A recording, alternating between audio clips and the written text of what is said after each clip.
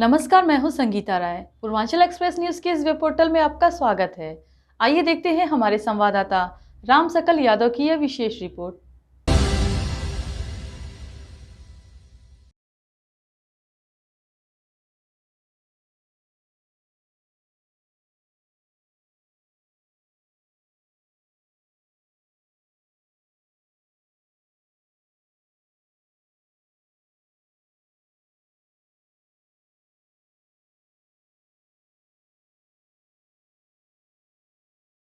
आजमगढ़ के मुबारकपुर थाना क्षेत्र में 20 मई को हुई सुशील कुमार हत्याकांड का पुलिस ने खुलासा कर दिया है। पुलिस ने मामले में उमा शंकर यादव और पिंटू और वीरेंद्र यादव और बिंदु को गिरफ्तार किया है। जांच में सामने आया कि जमीन की खरीद फरोख्त और रुपए के लेन देन को लेकर हुए विवाद में दोनों ने अपने साथियों के साथ मिलकर हत्या की साजिश रची थी। पुलिस के मुताबिक हत्या के बाद आरोपियों ने खुद को बचाने और पुलिस को गुमराह करने के लिए पूरी कहानी ही बदल दी। उमाशंकर यादव ने मृतक के परिवार तक यह सूचना पहुंचाई कि पंकज सिंह, सोनू सिंह, अवनीश यादव, बबलू यादव और एक अन्य व्यक्ति ने सुशील कुमार को गोली मार दी है। इसी सूचना के आधार पर नामजद मुकदमा कराया गया। मामले में जांच शुरू होने के बाद पुलिस ने कई बिंदुओं पर शक हुआ। मामले की जांच शुरू होने के बाद पुलिस को कई बिंदुओं पर शक हुआ। इसके बाद टीम ने electronic evidence, mobile call detail और घटनास्थल का सीन रिएक्शन किया। जांच आगे बढ़ने के बाद पूरी साजिश का पर्दाफाश हो गया और असली आरोपियों के नाम सामने आए। सोमवार को पुलिस लाइन में आयोजित प्रेस वार्ता के दौरान प्रॉपर्टी डीलर सुशील कुमार हत्याकांड का खुलासा करते हुए एसएसपी डॉक्टर अनिल कुमार ने बताया कि जांच में उमाशंकर उर्फ पिंटू यादव और वीरेंद्र और बिंदु यादव की भूमिका स्पष्ट होने के बाद दोनों को गिरफ्तार कर लिया गया है। पुलिस अब मामले में शामिल अन्य लोगों की तलाश में जुटी हुई है।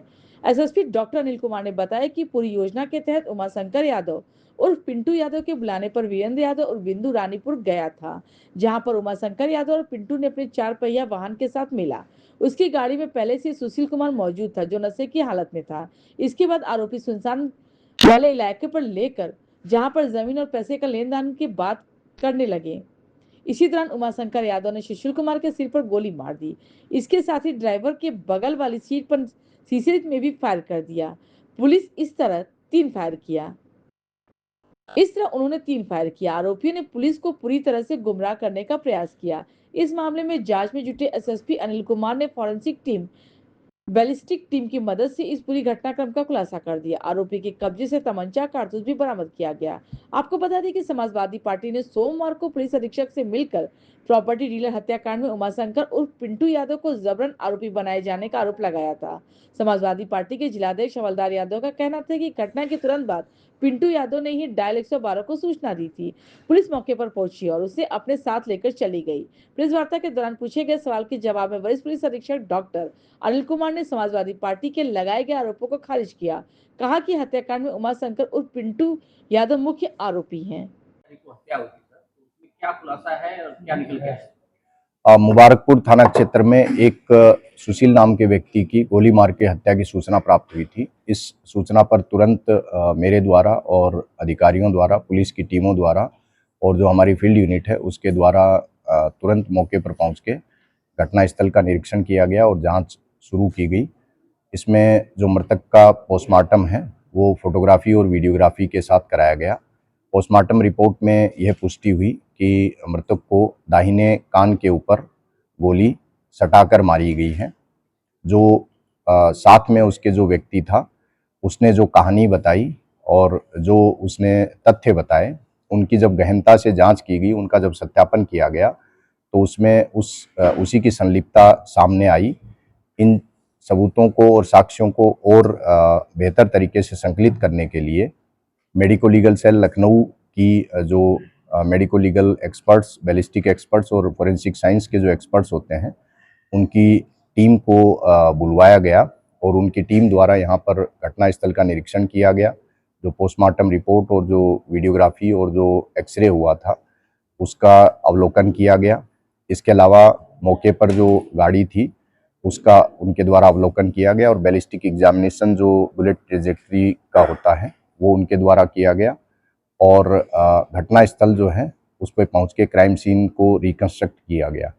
इन सब चीज़ों से ये तथ्य सामने आया कि जो मृतक के साथ ड्राइवर सीट पर मौजूद उमाशंकर जो मौजूद था, उसके द्वारा ही मृतक के दाहिने कान के ऊपर सटाकर गाड़ी के अंदर से ही गोली मारी गई थी और इसको दूसरों को फंसाने के लिए और घटना को दूसरा रूप देने के लिए उसके द्वारा एक अपने साथी बिंदु यादव के साथ मिलकर कुछ इस तरह के साक्ष्य क्रिएट करने की कोशिश की गई जिससे वो दूसरों को फंसा सके। इन सभी साक्ष्यों की जब जांच की गई तो उससे पुष्टि हुई कि इसमें जो उमाशंकर है उसकी संलिप्तता है और बिंदु यादव द्वारा उसमें उसका सहयोग किया गया है। क्या मोटिव था? इसमें जो मृतक था उसकी ज़मीन जो थी वो उमाशंकर और कुछ लोग लेना चाह रहे थे और उमाशंकर को और बिंदु को ये अंदेशा था कि ये ज़मीन उनको ना देके उनसे पैसा लेके वो किसी अन्य को दे सकता है। जो नामजद आरोपी 3 लोग थे उन पर कोई अभी चार्ज? जो नामजद आरोपी थे उनकी भूमिका की भी पुलिस ने जो साक्ष्य थे उनका गहराई से विश्लेषण किया और उसमें ये पुष्टि हुई कि घटना के समय उनकी मौजूदगी उत्तर प्रदेश में ना मिलकर अन्य दूसरे राज्यों में पाई गई, उसकी भी पुष्टि की गई और जो अन्य चीज़ें थी पूछताछ और जो परिस्थितिजन्य साक्ष्य हैं उनका भी विश्लेषण किया गया, उनकी संलिप्तता इसमें नहीं पाई। जो आरोपी है मुख्य आरोपी उमाशंकर के क्राइम रिकॉर्ड पहले से है? इसके ऊपर 2 मुकदमे अभी तक पुराने बताए जा रहे हैं, बाकी उसके आपराधिक इतिहास को खंगाला जा रहा है। तो समाजवादी पार्टी ने आरोप लगाया था कि जैसे एक नामजद आरोपी सोनू सिंह उनको बचाने के लिए इस तरह से पिंटू यादव फंसाया जा रहा है, कुछ ऐसा क्या है? देखिए, पुलिस की जिम्मेदारी है कि वो तथ्यों और साक्ष्यों के आधार पे आगे की कार्रवाई करे। इसमें पुलिस ने जो भी तथ्य और साक्ष्य जुटाए हैं उनकी वीडियोग्राफी और फोटोग्राफी भी कराई है और इन तथ्यों और साक्ष्यों को केस डायरी का पार्ट बनाकर माननीय न्यायालय के समक्ष प्रस्तुत किया जाएगा। इसके अलावा जो मृतक के परिजन हैं वो अगर चाहें तो उनके साथ उनको दिखाया जाएगा, शेयर किया जाएगा। इसके अलावा यदि कोई व्यक्ति इन साक्ष्यों का अवलोकन करना चाहे तो माननीय न्यायालय की जो निर्देश और सीमाएं होंगी उनके भीतर इनको अवलोकन कर सकते हैं। इस हत्याकांड में 2 लोग गिरफ्तार हुए। इस हत्याकांड में अभी तक 2 लोगों की संलिप्तता सामने आई है, दोनों लोगों को गिरफ्तार कर लिया गया। सर, इस तरीके से मामले को लिया गया और इसका संज्ञान भी आया, लेकिन कार्रवाई ऐसी बात है कि कार्रवाई में समय लगता है।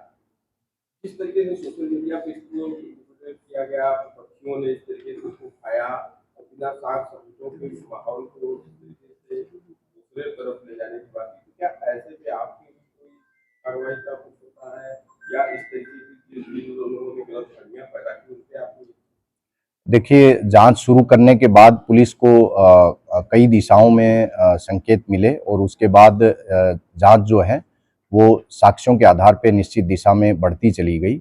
निश्चित रूप से इसमें 5 से ज़्यादा दिन का समय लगा है, लेकिन जल्दबाजी में अन्याय करने से अच्छा है कि समय लगे और सबूत जुटाकर कार्रवाई की जाए ताकि दोषी बचे नहीं और निर्दोष फंसे नहीं और जो सबूतों के आधार पर बाद में दोषियों के विरुद्ध माननीय न्यायालय में प्रभावी पैरवी करके सजा सुनिश्चित कराई जा सके। पूरे घटनाक्रम में एक फायर तो इसके ऊपर किया गया जो मृतक है और 2 फायर और किए गए थे उससे गुमराह करने के लिए। जी हाँ, टोटल 3 फायर की बात सामने आई है जिसमें 1 गोली मृतक को लगी और 2 गोलियां जो हैं इन्होंने आरोपियों ने क्राइम सीन को क्रिएट करने के लिए, प्लांट करने के लिए किया था। कौन सा असला यूज किया? 315 बोर का असला इस्तेमाल करने की बात सामने आई।